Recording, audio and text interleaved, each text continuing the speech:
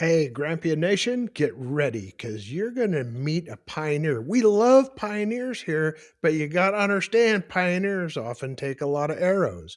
Stand by for Matthew Byrd. In 2013, I coined the name Grampian, and I gave it to your host, Jim Tracy. Hey, welcome, Grampian Nation. We're going to be talking to Matthew Byrd, BYRD. How are you, man? I'm good. Thank you for having me. I'm glad to be here. Welcome. It's really, I introduced you as a pioneer, and pioneers often are accused of being arrow catchers. Yeah, well, I think it can mean many things. A little bit of that always. Okay, so one of the things that attracted me to you is that we share a common love of aviation, some of it manned, some of it unmanned. And we also have dabbled. I have dabbled. You have actually made a living in the UAV space, or the data space, or the business Yep. development space. I mean, so I ask if you're a pioneer, and I look at this thing, and I'm like, dude, you are you're in the drone business, you're in the information business, you're in the data processing business, and you're in the business of business. Yes, that's it is. For me, I think when I fell into entrepreneurship, it started at one spot, and over the years, I have found myself going in many different directions as I found ways that I found areas of expertise or Mhm. things I was good at that I also believed could either be an add-on to what I was doing or a Ah, value add to the community that I had built. yeah. Um, so, happy to take the conversation wherever where it started or what I'm doing now or All right. Well, let's go a little history. Where you from? Born and raised where? born and raised Bakersfield, California. All right. Well, So welcome to it's freedom. It's called Idaho sometimes. I do love Idaho. I've actually been here for 7 years or so. Moved up in 2018 with my wife and couple kids when we moved up.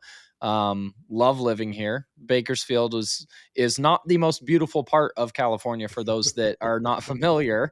It is, lots of oil and gas and agriculture in the middle of the valley. It's very hot place, and we just wanted somewhere nicer to live, and we landed here in Idaho. Right on. Well, welcome aboard. Now, the business that you run now is called Reality Capture Network. Reality Capture Network, and you also run a huge event called Archon.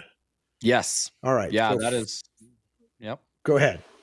Yeah, I was gonna say that is one of our core focuses every year is our big event here in Boise. That's a signature event, but it came from something. So let's start with Reality Capture Network. Okay. It sounds cool, but I don't think anybody knows what it is right now. No, no. So, the basic way to explain what is reality capture, there are a lot of technologies out there that help you capture information of job sites. So Mm, it's this encompassing term that most of the time is referring to engineering, surveying, construction of technologies like drones or lidar scanners or 3D cameras, photogrammetry. It's all these different methods to capture information. And I fell into this business 10, 15 years ago, mm. and I started finding that there were so many industries that needed this information. And, that's really the basics of what reality capture is. Of course, it gets more detailed than that, but Yeah. So to break it down for our folks, you take lots of different kinds of images and then make a twin or a digital twin out of the photos or the data that you gather. yes, yeah. In the most basic way to think about laser scanning or photogrammetry, it's a device. You could almost imagine that it's a really detailed 3D camera. Mhm. And you take that out to any type of job site, whether it's a building or a facility or a warehouse or a power pole or a cell tower or any asset, and you use this device and you bring back a digital copy of it that now engineering teams, safety teams, planning teams Mm. and open up and utilize that data virtually instead of going to the physical space. Yeah. And there's so many reasons people have started to adopt and scale this type of technology, but the number one reason is really around construction projects. Yeah. When people want to renovate a space or they want to expand on a building, they have to know what exists first to design what else they're going to do with it. Mhm. And nobody has accurate information. So these technologies really help fill that gap. Yeah.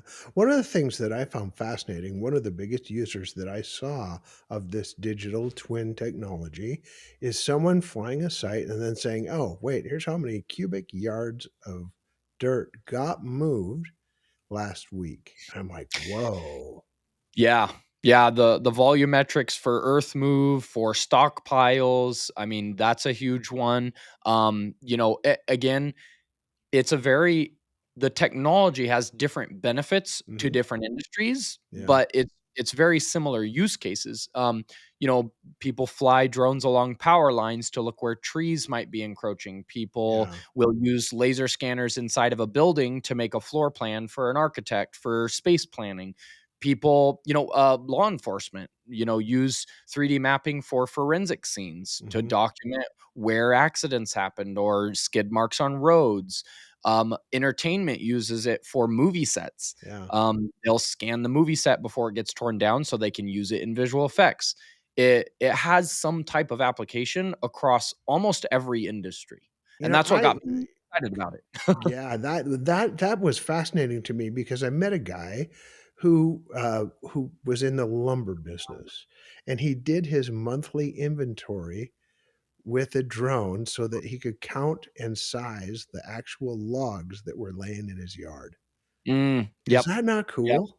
yeah. It is. It's an amazing technology, and it's really cool right now because the use cases are just continuing to expand and companies are getting creative and they're finding new ways to use the data to solve different problems. So it's a pretty fun space to be in, and that's what we are focused on at Reality Capture Network is we try to cultivate that information through conversations, through Uh-huh. podcast interviews, Yeah. through presentations at our conference. We just try to bring to light all of the innovative technologies, the different use cases to try to educate and kind of bring awareness, expand use, expand adoption, help people learn. Sure. And then what does your company say? I'm a new customer and I walk in, I say, Matthew, I've got this use case, pick one out of the sky. And here's what it is. What do you do for them? What services do you bring to the table? So I'll be honest, there's not a lot of services that we do right now. And that goes actually part of into my story a little bit is for the last 9 years, I owned a service company that was doing land surveying, 3D scanning, 3D modeling, and I was actually doing the service work.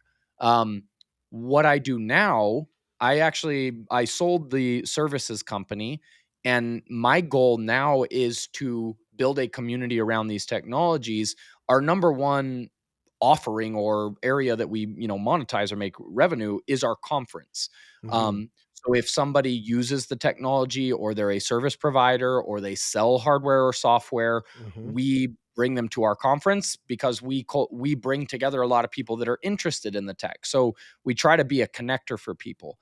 um, our first focus after selling the other company and starting to build this was not necessarily immediate revenue streams. It was building audience, building community, and figuring out what more of the pain points are that we could turn into a service offering. Yeah. Um, Part of what we plan to do for people is support the some of the branding, media, storytelling aspects that we've become very well known for and we see as a gap in our industry. A lot Hmm. of firms could use help in that area, Yeah. and it's also what I attribute a lot of the success of me being able to build my first company was using media, being on Yeah. LinkedIn, building awareness. And so there are some offerings we plan to do that are not yet something we offer. All right. So let's back up a minute. In your own company, what are some of the really coolest use cases that you found for digital imaging technology? I have had the opportunity to work on, and I tell people every time I explain this, I'm like, I don't say this in a bragging way, but I have worked on almost any type of project you can think of. Like, I have been flown to Manhattan to scan inside of high rises, inside underground gold mines in California, fishing vessels in Alaska, nuclear facilities in Arizona.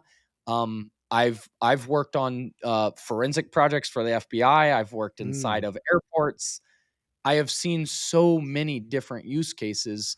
It's hard to pick one. yeah. Um, the I would say the some of the forensic work is probably the most memorable because um, prior to getting into these technologies, the only time I've seen forensic work is on movies. Mm, But to yeah. actually see that I had built a skill set around a technology that police departments, all the way down to mass casualty event, that I could actually support pulling Mhm. data together in a way that people didn't know how to do, those become very, top of mind for me. Yeah. Um, but then, working inside of an airport and working with border patrol and TSA agents and airlines, and it's been an incredible journey on the service side, and it's what got me excited about what I'm doing now, even though we're still building out what some of our business is. Mhm.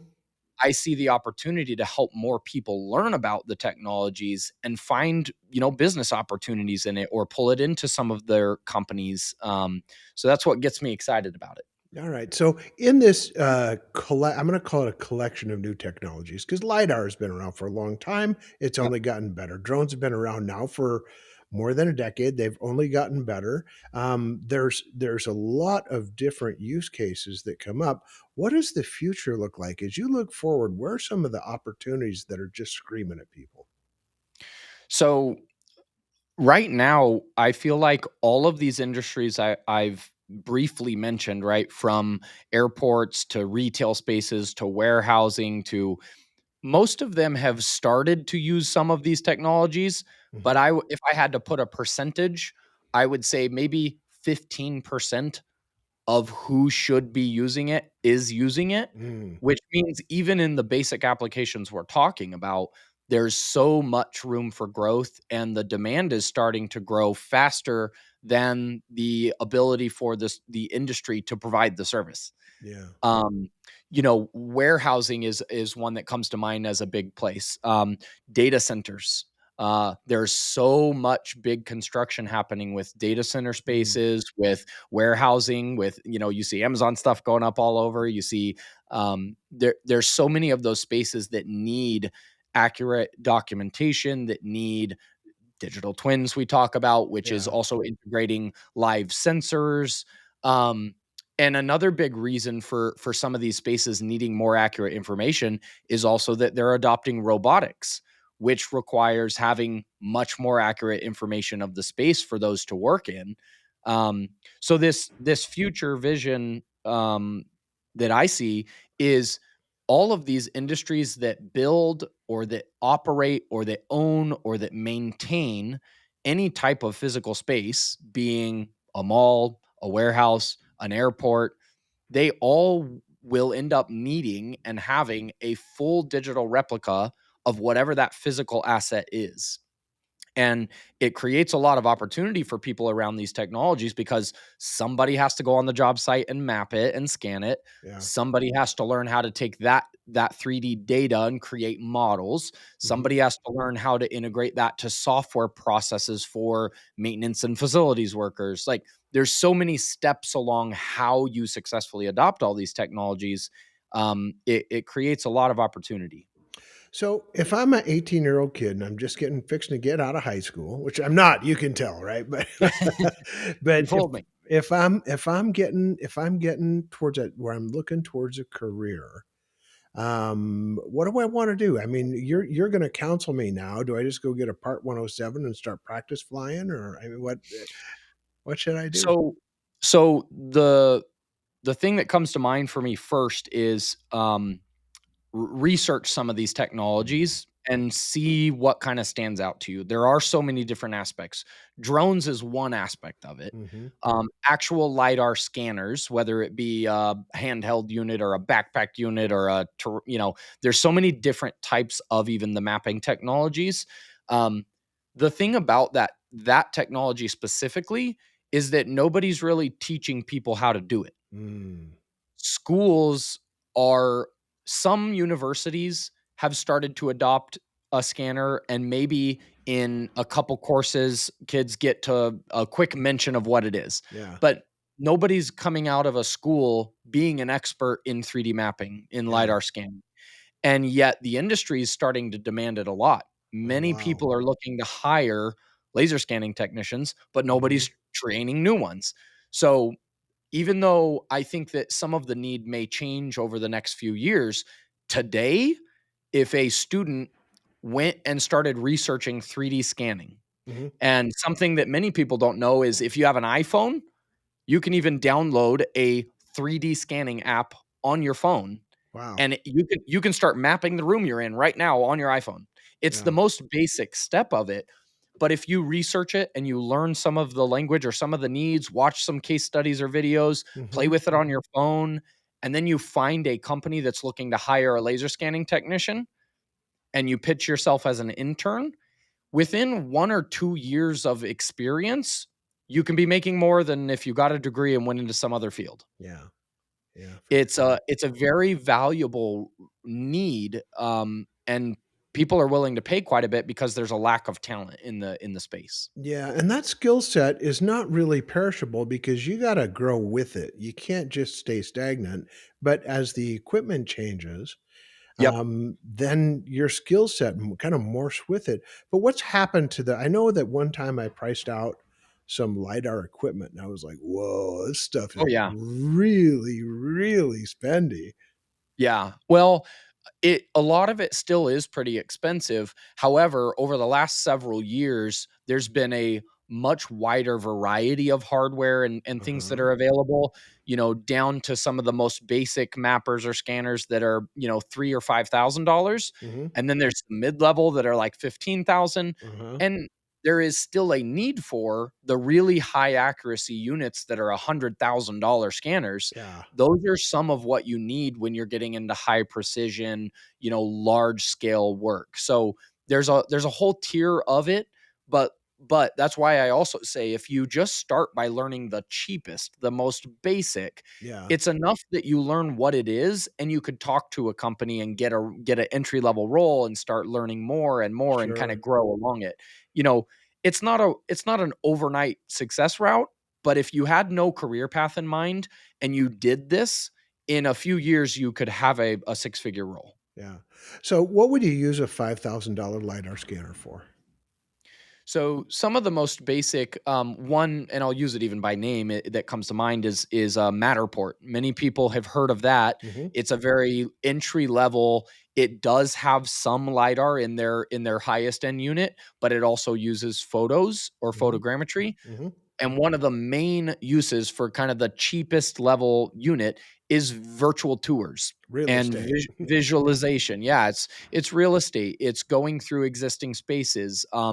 And there's other needs for 3D photos that Mhm. are also big. So construction job sites will often adopt 3D photos on their job site, and they'll have Mm. someone do it every day or every week because they want progress or documentation of what was built at what Yeah. time and are we keeping to schedule. And there's some firms that don't even know that's a thing yet. Yeah. um, Easy to keep the client updated that way too, isn't it? So as a matter of customer service, now you're yep. providing something that your competition might struggle with. Absolutely. And there's many software companies that see this digital space growing that are working on, integrating AI and machine learning and other Mhm. things to help make some of that process even automated. Mhm. For instance, a 3D camera, if you just go on a job site and take a photo, it's just a photo. Yeah. Well, now there's software platforms that will tie that photo to a floor plan. So now you know where in the building the photo came from.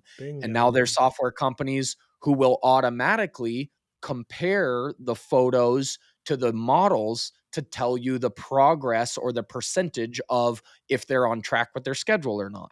So Yeah. now you can, little things like that that add more value to a project or to an owner or, creates a lot of value for them. All right, now take it up to that $15,000-$20,000 lidar level. What are we doing with those pieces?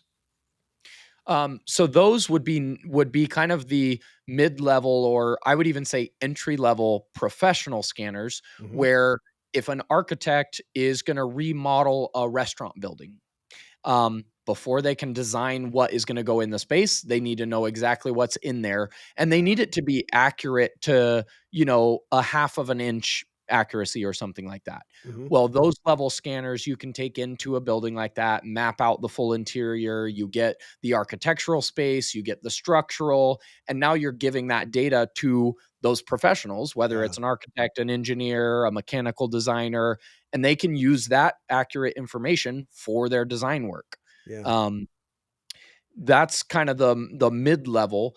Then you get to the next Well, level, before you go which on is there, yeah, how many trips have you just saved from an office, from a design professional, architect, engineer, back to the site to verify something? it's a great question. In fact, I was just telling someone a story of this time I was in a historic library scanning this documentation as an example for a general contractor, and an architect showed up while I was there mapping it, and they were like, "What are you guys doing?" We're like, "We're 3D mapping it. You'll have all these images, all the measurements." They're like, "We're here for the sixth time this week because."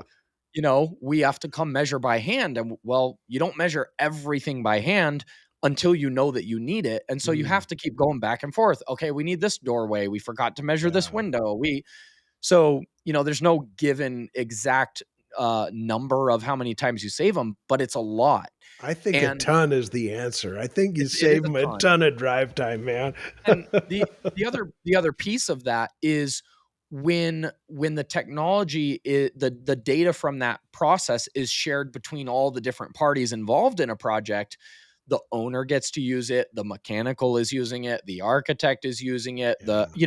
usually all of these different companies that work on one project, they fly out or drive out and go to that site independently to Mhm. take their own photos and Yeah, their own site walk and their own. yeah. By mapping it, you give everyone the data. Nobody but that person capturing it has to travel to the job site. Right on, right on. Okay, now take me up to 6 figures. What kind of light are we using there? I mean, this sounds like NASA. Yeah, it gets there. There's the main use at kind of the six-figure range of a unit is when you're really starting to talk about higher accuracy needs. So if a construction job is using prefabricated steel, Mm, and they are trying to bolt locations up on site, and they need to make sure that whatever it is they're sending to that site is gonna fit right, yeah. and it's gonna be pre-designed, prefabricated. You can't rely on the lowest end units because they're not quite accurate enough. Mm, You need the precision that is designed in those more expensive units.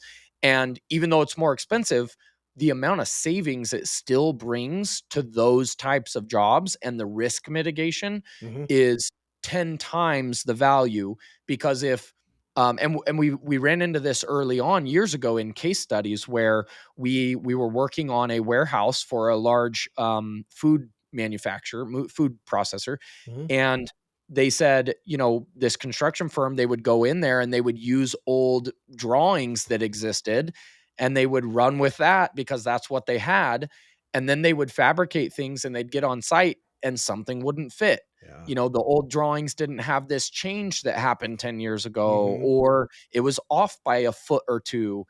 Well, one mistake like that, and you prefabricated steel and you shipped it to a site, and hundreds of thousands, maybe even half a million or maybe millions of dollars of delay, wasted material, having Yeah, to refabricate, where it might have cost and I can't throw one number because it depends on the project, but maybe you would have spent 50,000 or yeah, 100,000 or something on someone coming out and mapping it for yeah, you. It would have saved you millions because yeah. you're confident that the measurements you're using to design are accurate. To be clear, they're actually more accurate than if you send somebody out with a tape measure, aren't they? Oh, they're far more accurate. Yeah. Yes. Yeah, I mean, someone going out with a tape measure and a notepad and a camera, you have errors in how where did you pull the tape to? Yeah, Who was pulling it? Did you draft that line on the note properly? Did you now convert that into data properly? When for people who have not seen what comes out of a lidar scan, just Google it. yeah, Just Google 3D scanning point clouds. pretty cool. A The data that comes out of it, it looks exactly like a replica of the space. It is so accurate and gives you so much more information than you could have ever captured in any other method. Um, yeah, it's very incredible technology. All right, so we got lots of pilots that listen to this program, and most pilots are gonna go, you can't fly like I can fly. And we're talking about seat of the pants pilots, but I've been around a lot of drone pilots, and it seems to me that, I mean, I'm not a gamer. I mean, I played Pong when I was a kid. That's how old I am. But but, the people that I've been around that have taken the joystick portion of that and put it into practice are incredibly sophisticated in what they can do with a drone. Yeah. Yeah, there are, when people dedicate themselves to that, they get really good. Mm, Many companies in our industry, in our network, um, drones might be a small part of what they do. mhm, Let's say it's a survey firm. yeah, Well, the surveyors use total stations and they're out using GPS, and then the drone is like, "Oh, this project we're going to pull out and do drone work on." mhm, And on some of the large scale like drone mapping jobs, mhm, to be honest, the drone flying is actually one of the easiest parts yeah, because most of the time that type of mapping is not a manual flight. You are using sophisticated software where you design a boundary and you tell it what elevation and how yeah, much overlap, and you press a button and it takes off by itself, it flies and maps, it lands by itself, and you collect the data. yeah, Um, However, there are times where you have to do manual flights where maybe you're mapping the exterior of a building mhm, facade, or you're doing a high rise, or you're mapping inside of kind of intricate details of a mechanical piece of equipment, or there's definitely times that you need it. And I think there's a lot of drone pilots that are doing drone for entertainment or photography or video mhm, that actually don't know about the opportunities in the mapping space or the inspection space or the yeah. kind of the other benefits that you can get from the technology.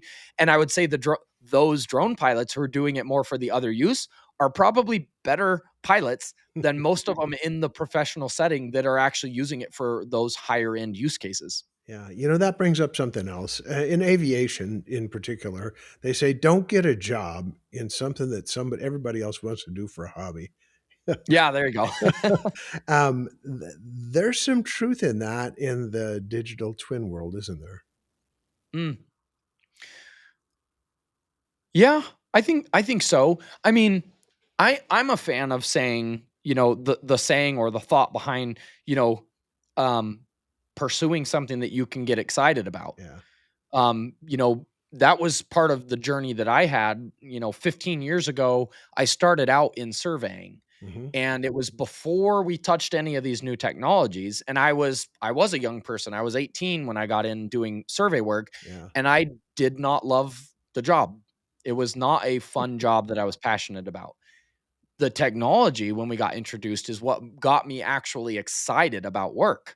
The fact that I could, I was young, I was into gaming, and I liked 3D environments, and Yeah. I was like, this is cool. We Yeah. can digitally map a space and bring it in. It's kind of like creating the survey game, right? Like it was very interesting to me. And the benefits of becoming passionate about what you do for work Mm. completely changed how much effort you put into it, how much research you do on your own, your interest in learning and growing and leading and trying. When you're not passionate about your work, typically you're kind of the person who doesn't want to put in the extra work. You don't want to show up to work. You don't look forward to Monday. Yeah. Um, so I lean into find something that you do love doing, and if you can make a career out of it or find a path where you can cross over those things you enjoy with an actual role where you provide value, I think it will take you a lot further. All right. I know it will, but I'm gonna bring up some, it's actually a quote of yours. You ready?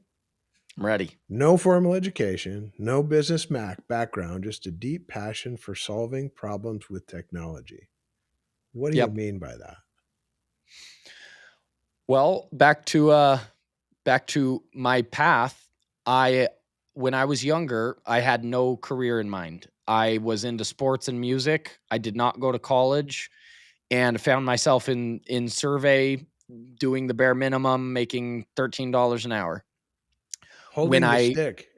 Holding the stick, pounding the nail, I was Yeah. doing the traditional survey work, and I got into it because that's what my dad has done his whole life. He's a professional surveyor, Okay. and for me, it became a summer job, which honestly, 9 out of 10 surveyors, if you ask them how they got in it, that's probably the answer.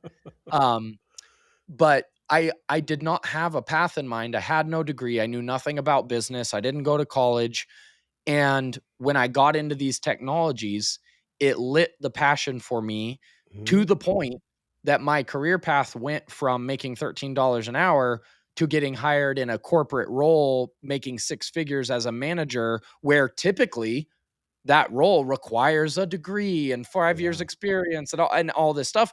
Everything for my career jump got bypassed because I was passionate and good at the technology piece. I learned Alright. something that became valuable to people, and that led even further where I got so passionate about it, even though I landed what to me at that time was a dream job with Mhm. no degree, going from $13 an hour to a six-figure salary.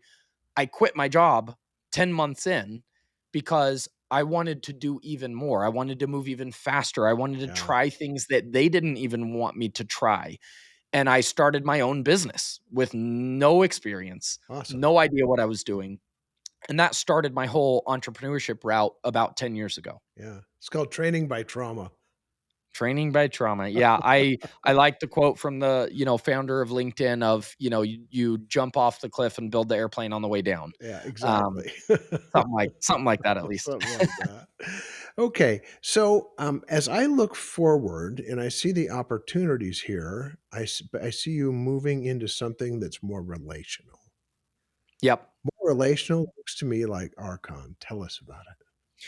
Yeah. So the transition that I made to what we're building now with Reality Capture Network came from I spent years being the doer of owning the service company where we were on the job site doing the technical work. Mhm. But at the same time of building that service company, I was going to conferences, I was networking a lot. I love meeting people, I love building relationships. And I also started using LinkedIn quite a bit Mm, simultaneously with that. yeah.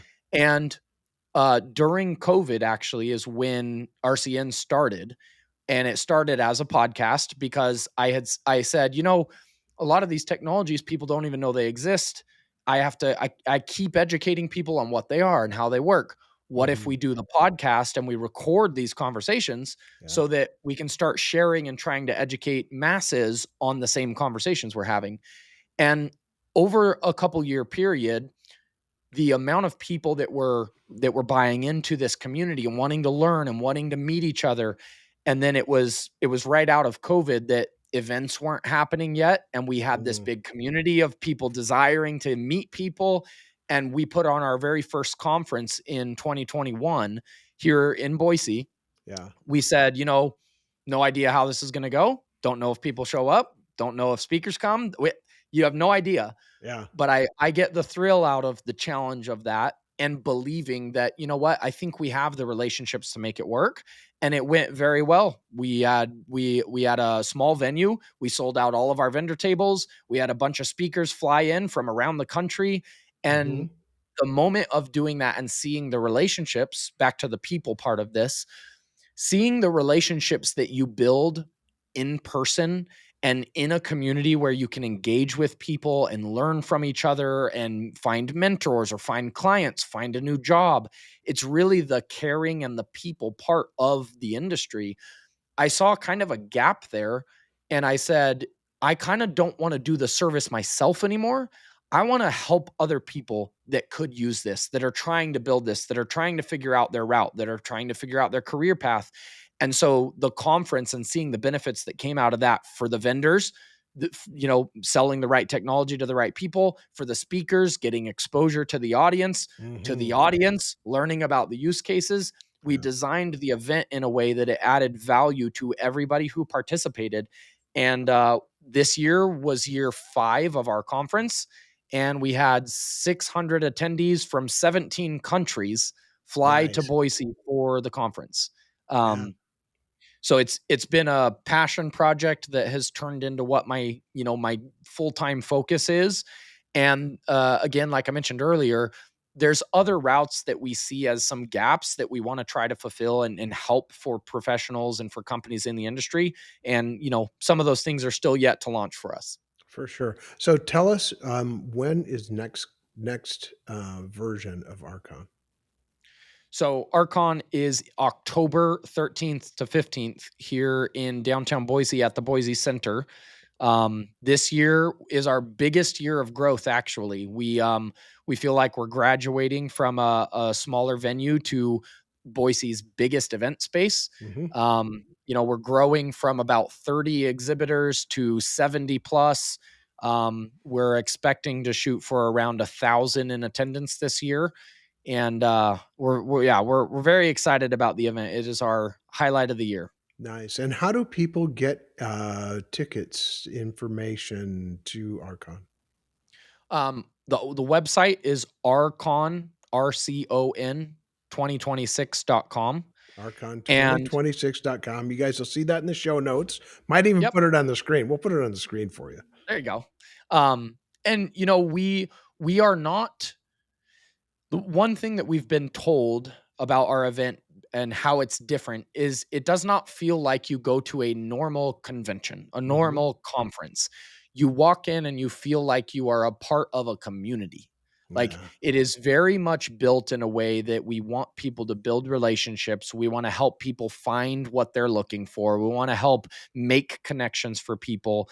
And, every year we're also trying to open up and find new people, new speakers, new vendors, new technologies. So, if there's anybody that's a fit there and you're like, hey, we're in the emerging tech space, we want to share the cool work we're doing, we're always looking for new stories to tell and things like that as well. The people side is so important, and I think a lot of times businesses overlook that, don't they? Oh, completely. Yeah. I tell people you know, one of the things I attribute to building my first company, on top of maybe the media piece and using LinkedIn a lot, is the people aspect, the Mhm. customer service piece. How you treat people, how you follow up with people, the value you give to them. Every business, you have competitors, right? There's 100 of every company. Yeah. What's something you can do to be different or to stand out? How you treat people, Yeah. how you care about them and what their needs are, more than just how you sell them and give them a service. Yeah. It doesn't cost any more. It doesn't take any more time just to be kind. Nope. And it's a Yeah. big difference. All right. Well, speaking of that, I notice a cross behind you. You're a man of faith. Tell us about your walk with the Lord. Yes, sir. Yeah, faith is a big part of my life. I grew up in a faith filled family, going to church as a kid, and uh, of course, everyone growing up has to figure that out on their own, if Yeah. that is a faith of theirs or what they follow. Um, and it's been the backbone of my life from a young age. I did have actually a pretty traumatic experience as well in my younger years that not that it solidified that or changed it, but it's another piece of my story that's like, Yeah. believing in something bigger that kept me here for a reason, that is a big part of why I do what I do Mhm. now. I had a head-on car accident when I was 16 years old Wow. that, you know, I was stuck in my car for 3 hours, jaws of life pulling the car apart, airlifted to the hospital. I had 13 surgeries. I lived in the hospital for a month or two. I was in a wheelchair. All of that happened before my professional journey. Wow. Um, and there's little details in that whole story that I could unpack where I shouldn't have made it out of the car. Mm. The vehicle next to me caught fire, and it just so happened someone showed up and could pull my car away. My lungs collapsed. You know, there's multiple aspects that it's like I shouldn't be here. And I have to owe who I am and what I do to who I believe kept me here. And it's, it's not by chance. Nope. You know, and I, again, everybody has their journey of like, well, what is real? Why are we here? Is there really a God? Are we, what are we created for? And I find it funny, even people who believe there's no God, um, it takes just as much belief or more to believe there's no God than there is to believe there is one. Yeah. Um, and a basic thing I look at for that is intelligent design, right? When you look around at just the detail of people, of creation, Yeah. of and of course you could spend hours just digging into Yeah. faith and beliefs, and there's detail in that, but it is a huge part of my life, and I think it's also what drives a lot of my um how I treat people and what I want to do and how I want Mm. to help others. My businesses are not at all driven by financial desire. Is it nice to have a stable income or a good line of business? Absolutely. But when I've had people ask me, what would you do, if this grows and you're, making $100 million, like, what do I look forward to most if that was the case? It's giving to other people. Yeah. It's providing jobs for other people that they can enjoy. It's going and doing missions and helping people that are actually in need. I just love the work that I do. Right on. Well, you are living proof, walking, talking proof that God is sovereign, and I'm grateful for your testimony here. Now, on the Grampian, we always close with a question. You have lived with, by any measure, albeit short, you've lived a big life so far. Yeah, Um, it's true. who is one of the champions that has affected your journey in such a significant way, Matthew, that you just want to give them props and say thank you right now? That is a big question. Mm, There's a couple that come to mind. I would have to say my dad as number one, because I, grew up watching him as a hard worker, going to work every day early, coming back. I mean, just the work ethic that was, mm, I think, instilled from him. Um, and then a lot of what I attribute what I do now to is actually people that I've never even met. mm. It's following other people who have built successful businesses and Yeah, podcasts, and so it's less of a personal like compliment to, but people like Gary Vaynerchuk and Grant yeah, Cardone and these other big influencer people who have built successful businesses. I am a big believer of learning from people who have built something yeah, that you want to build. for sure. And I would have never started my podcast if I didn't watch that guy say it so many times of like, you can start a podcast on anything. People Yeah. will want to listen. I would have never started a conference if I didn't go out to someone's conference. So I attribute these invisible mentors. All right. Um, So what's your dad's first name? Aaron. Aaron Byrd, the Grampian, says, thank you for investing in Matthew. And Matthew, we appreciate you. We thank you for coming on board with us in the Grampian. And Grampian Nation, let's keep having those Grampian sized dreams. And like Matthew, do something about them. This is Jim, and I am out. When you get an opportunity, subscribe or follow wherever you get your podcast.